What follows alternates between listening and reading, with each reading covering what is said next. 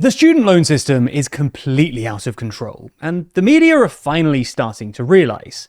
For the last few weeks, we've seen something of a national conversation about the fairness of the system, and even nominally right-wing publications such as The Telegraph are now publishing articles with titles like "Rachel Reeves must be the only person in Britain who thinks student loans are fair."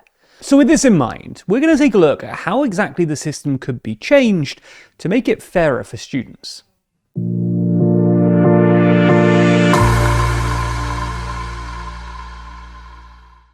Never miss an episode and always feel in the loop by subscribing and ringing the bell.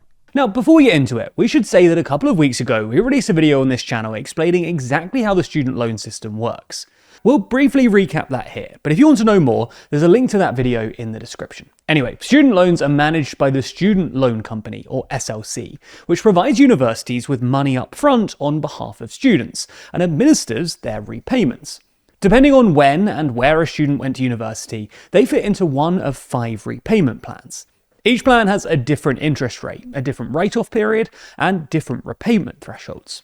While each of the plans come with their own problems, it's Plan 2 for graduates who went to English and Welsh universities between 2012 and 2023 that's received the most criticism in the media recently. Not only because it was the first time that student loans were tripled from £3,000 to £9,000 a year, but also because the write-off period is higher than Plan 1 at 30 years, as well as because it's the one with the worst interest rates, with graduates on this plan earning over £51,245 being charged RPI plus 3%.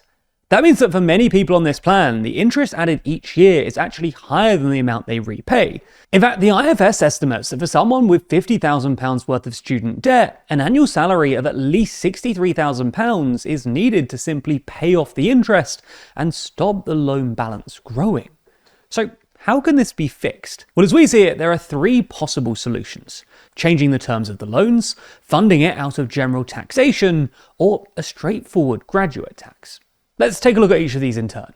Part of the reason that student loans have been in the news so much lately is that at the budget last year, Rachel Reeves announced that she would be freezing the repayment threshold from 2027 until 2030. When the Plan 2 student loan was introduced in 2012, the government indicated that the repayment thresholds would be uplifted to reflect earnings. However, the government has decided unilaterally to freeze this uplift on a number of occasions, in 2015, in 2021, and again in 2027, pushing more people into beginning repayments on their student loans, a concept known as fiscal drag.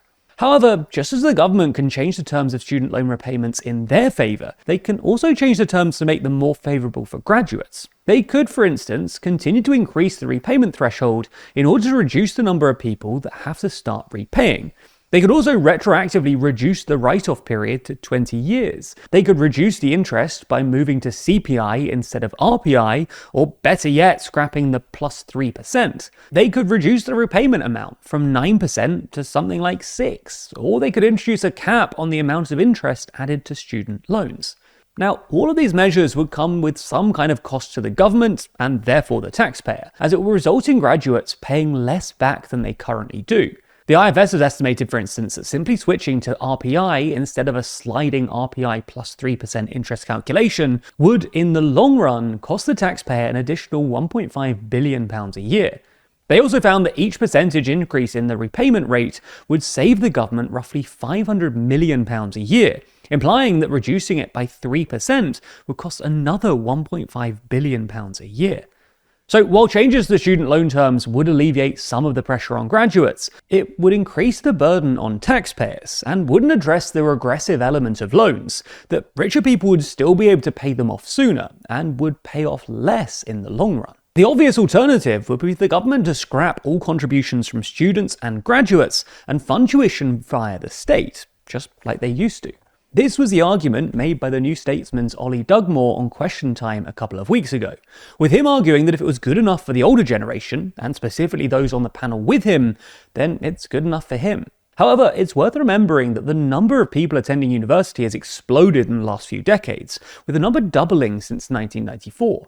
This means that funding it will cost significantly more than it did a few decades ago, with another report from London Economics in 2024 suggesting that each cohort will cost the taxpayer an additional £11.2 billion, 4 times more than it currently costs under the student loan system. This would almost definitely require the government to raise one of the big taxes, like income tax or VAT, which would both be politically unpopular and raise the question, why should non-graduates pay via general taxation for other people to go to university?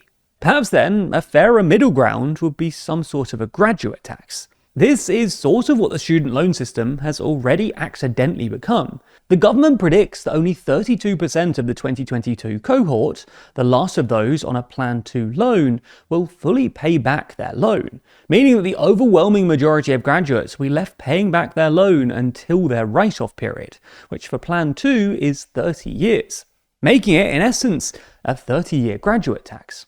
Creating an official graduate tax would both reflect this reality, but also allow the government to make the system progressive. In other words, make sure that rich graduates pay more than poorer ones, instead of vice versa. London Economics actually modelled this kind of graduate tax, with 2 bands and no write-off period, meaning that it will be paid until retirement or death. This would remove all student debt, and would not actually cost the Treasury much more money, with it being described as essentially fiscally neutral. There are some downsides to this system though. It would, for instance, add yet another layer of complexity to the UK's already complicated tax system, and perhaps discourage some people from going to university, which at least some people say is a bad thing. In the round though, this does feel like a fair and politically feasible middle ground that the government would be wise to at least take a look at. Clearly, the current state of the world is plagued by uncertainty and risk. And just while you've been watching this video, your personal information may have been sold or published online without you even knowing about it. And you might just think, well, what's the harm in a few spam calls? But unfortunately, it's not that simple. It might be scary, but scams and identity theft both start with your personal data being exposed online. So that's why we turn to Incogni. Incogni expertly tracks down and removes your data from multiple sites, so that your personal information can't be bought or sold by bad actors online. No longer will your data pop up on online directories, people's search sites, or commercial databases for everyone to see and abuse.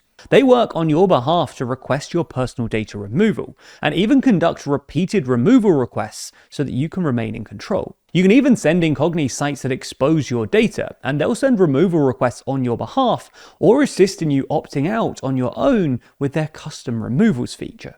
And it's even impacting parts of your life that you never thought about. For example, your health insurance could actually raise your rates just based on your online activity, particularly the data that you enter into health apps. Insurance companies can easily buy that data and decide for themselves just how healthy you are, without you even getting a say. From your phone number to your political affiliation, Incogni can help you find it all and remove it from the internet for good, keeping you protected from the threats you might not even be aware of. Because if they can't find you,